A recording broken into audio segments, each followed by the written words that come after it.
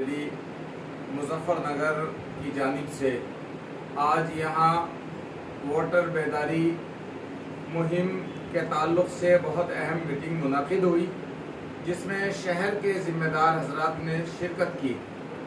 आज का जो मौजू और पैगाम है वो आइंदा आम इंतखाबात के मौके पर तमाम शहरियों से अपील करना है कि वो अपने वोट का इस्तेमाल करें।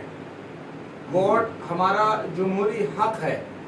दस्तूर हिंद ने हमें हक़ दिया है कि हम अपनी राय से इस मुल्क के लिए हुकूमत का इंतखाब करें जो इस मुल्क के तरक्की के लिए काम करे। चुनांचे हमें अपने इस हक़ का इस्तेमाल करना चाहिए, वोट ज़रूर डालना चाहिए।